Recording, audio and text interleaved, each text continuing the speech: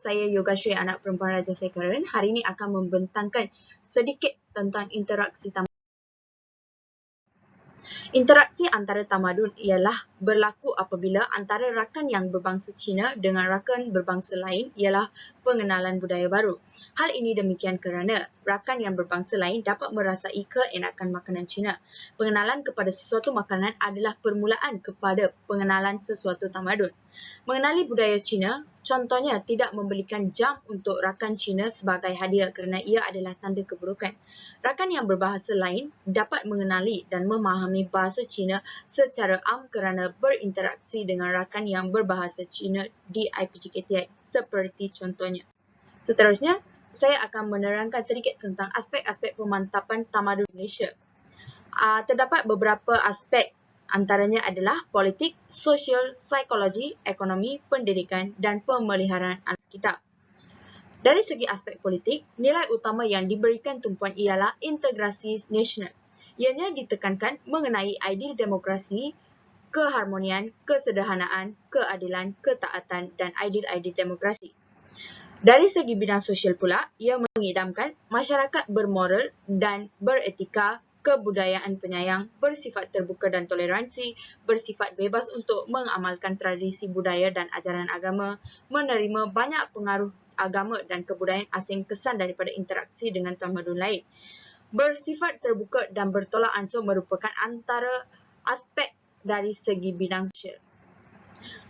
Dari segi bidang psikologi pula, agar selaras dengan aspek pembangunan yang lain terutamanya pembangunan kebendaan, sifat-sifat psikologis ialah keyakinan kendiri secara kolektif iaitu rasa bangga. Pemupukan kendiri wajar diamalkan atas premis bahawa manusia berkeupayaan untuk mencapai maksima kebaikan dan memberi manfaat.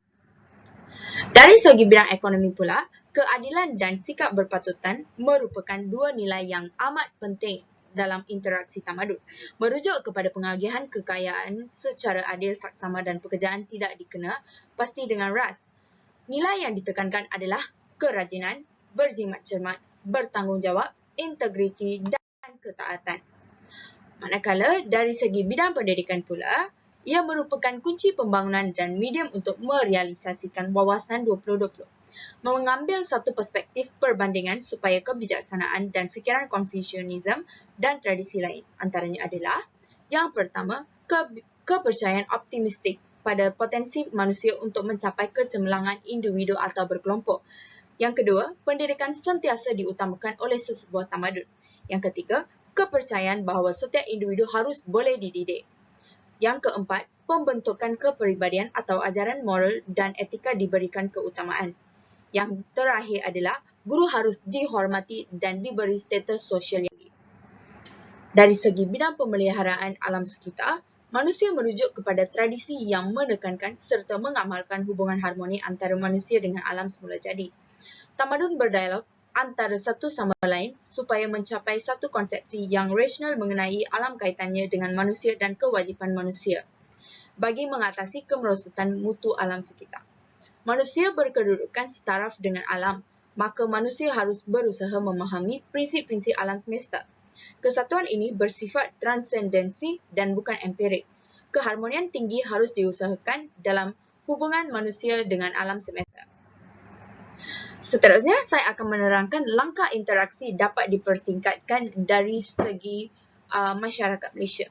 Yang pertama, mengadakan kerjasama dalam bidang ekonomi dan perdagangan dengan negara China. Yang seterusnya, mengadakan lawatan rasmi ke luar negara bagi membincangkan permasalahan politik atau hubungan luar.